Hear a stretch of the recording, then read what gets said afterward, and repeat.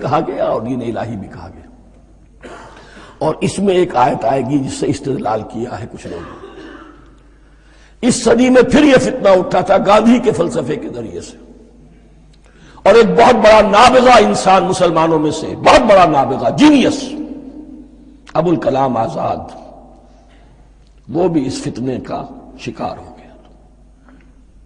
متحدہ قومیت، چنانچہ گاندھی اپنی پرارتھنا میں کچھ قرآن کی تلاوت بھی کراتا تھا، کچھ گیتا بھی پڑھواتا تھا، کچھ اپنشدوں سے، کچھ بائبل سے، کچھ گرو گرنتھ سے۔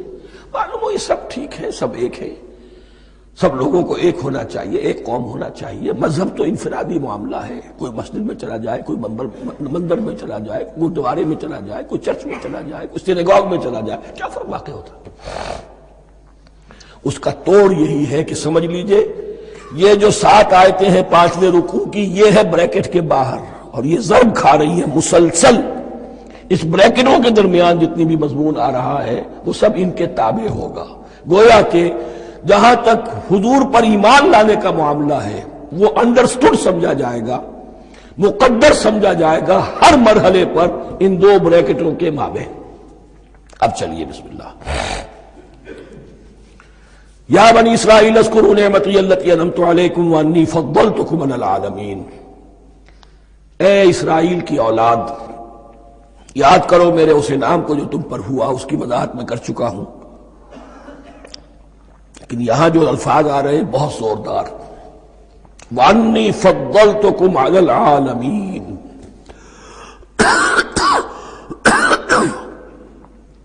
میں نے تمہیں فضیلت عطا کی تمام جہانوں پر۔ یہاں ایک قاعدہ نوٹ کر لیجئے، عربی نحو کا قاعدہ یہ ہے کہ کہیں ظرف جس میں کوئی شے ہے، ظرف کی جمع لے لیتے ہیں، مراد ہوتا ہے مظروف، ظرف کے اندر جو شے ہے اس کی جمع۔ تمام جہانوں پر فضیلت، کیا فرشتوں پر بھی فضیلت؟ نہیں، جہان والوں پر، تمام اقوام عالم پر تمہیں فضیلت عطا کی، یہ مطلب ہے اس کا۔ تمام عالموں پر، تمام جہانوں پر، یعنی تمام جہان والوں پر، اس انسان عالم انسانیت کے اندر جتنے بھی مختلف گروہ ہیں، نسلیں ہیں، طبقات ہیں، ان میں فضیلت ہے۔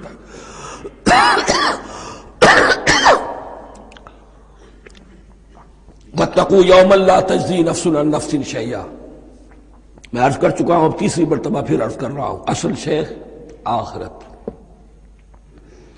محاسبہ آخرت، یہ مستحضر ہوگا تو انسان سیدھا رہے گا۔ اس میں کمزوری آ جائے، ضعف آ جائے تو باقی ایمان باللہ، ایمان بالرسالت، یہ نہ معلوم کیا کیا شکلیں اختیار کر لیں۔ دیکھیے اس آیت کے اندر 4 اعتبارات سے محاسبہ آخرت کا زور ہے۔ واتقوا یوما، ڈرو اس دن سے، لا تجزی نفس عن نفس شیئا، جس دن کوئی جان کسی دوسرے کے کام نہ آ سکے گی۔ ولا يقبل منها شفاعہ، اور نہ کسی سے کوئی سفارش یا شفاعت قبول کی جائے گی، کیٹیگوریکل ڈینائل۔ ولا يؤخذ منها عدل، نہ کسی سے فدیہ قبول کیا جائے گا۔ ولا هم ينصرون، اور نہ انہیں کوئی مدد مل سکے گی۔ ہم نے طرح طرح کے عقیدے، شفاعت باطلہ کا تصور، اہل عرب سمجھتے تھے ہمیں یہ فرشتے جو ہے خدا کی بیٹیاں ہیں، یہ لات اور منات اور عزا، ہم نے ان کے بت بنا رکھے ہیں، پوچھتے ہیں یہ اپنے ابا جان سے اللہ کی بیٹیاں ہیں نا، لاڈلی بیٹیاں، چھڑا لیں گے ہمارے ہاں بھی تصور ہے اولیاء اللہ چھڑا لیں گے۔ یا شفاعت باطلہ، خود حضور کی شفاعت کے بارے میں جو غلط تصورات ہیں، ایک شفاعت حقہ ہے، اس کی وضاحت کا یہ موقع نہیں ہے، وہ آیت الکرسی پہ جب ہم پہنچیں گے انشاءاللہ تعالیٰ اسی سورہ مبارکہ میں تو اس کی وضاحت بھی ہوگی۔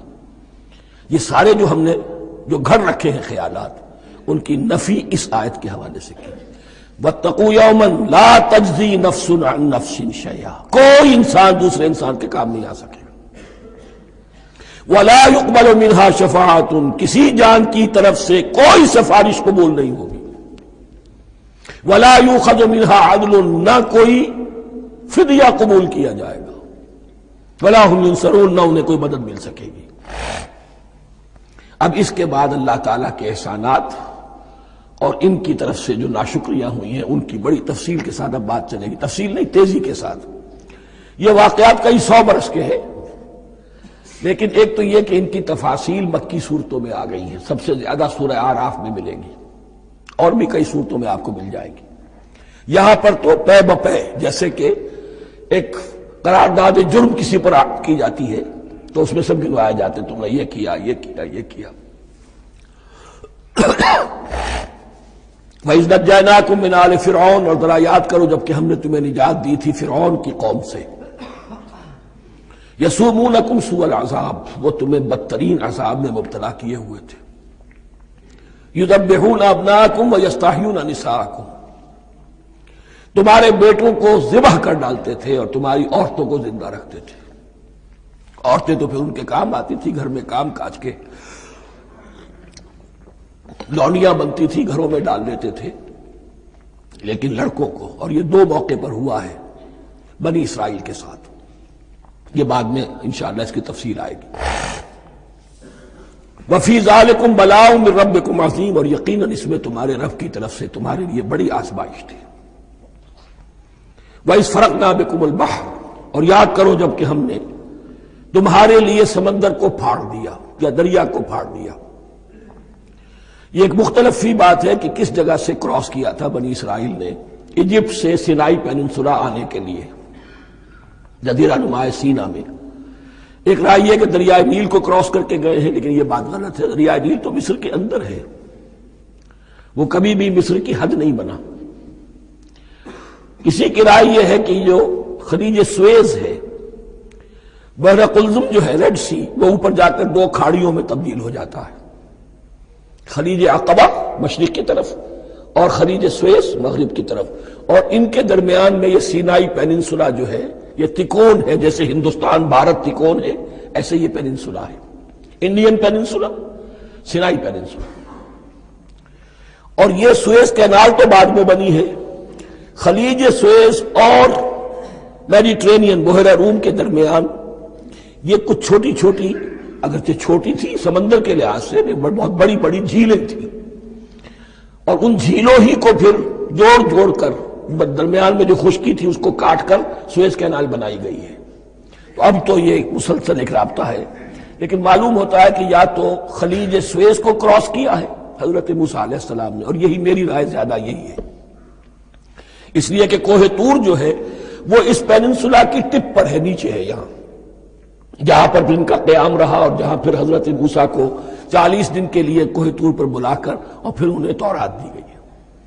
تو معلوم ہوتا ہے کہ جو خلیج سویز ہے اسے کراس کیا ہے۔ کراس کس طرح کیا ہے کہ حضرت موسیٰ کے عصا کی ایک ضرب سے سمندر پھٹ گیا۔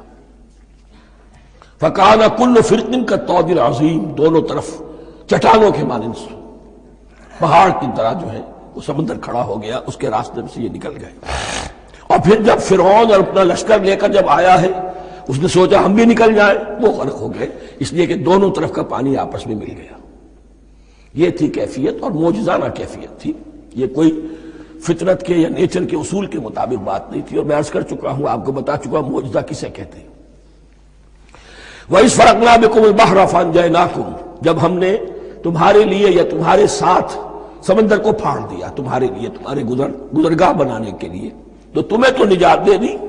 وَأَغْرَقْنَا آلَ فِرْعَوْنَ وَأَنْتُمْ تَنظُرُونَ، اور تمہاری نگاہوں کے سامنے فرعون کے لاؤ لشکر کو غرق کیا، تم دیکھ رہے تھے، یہ گزر چکے تھے، اس ساحل پر کھڑے ہیں، ادھر سے یہ داخل ہوئے ہیں، اور پانی دونوں طرف سے آ کر مل گیا اور یہ غرق ہو گئے۔ وَإِذْ وَعَدْنَا مُوسَىٰ 40 لَيْلَةً، اور یاد کرو پھر جب کوہ طور پر ہم نے موسیٰ کو 40 دن کے لیے بلایا۔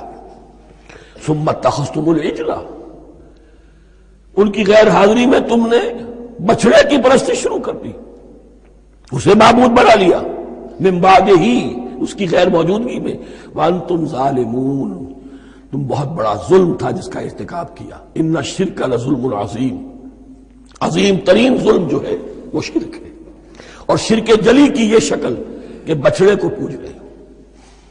ثُمَّ عَفَوْنَا عَنْكُمْ مِنْ بَعْدِ ذَلِكَ، پھر ہم نے تمہیں اس کے بعد بھی معاف کیا، یہ ہمارا کرم رہا ہے، ہماری رحمت رہی۔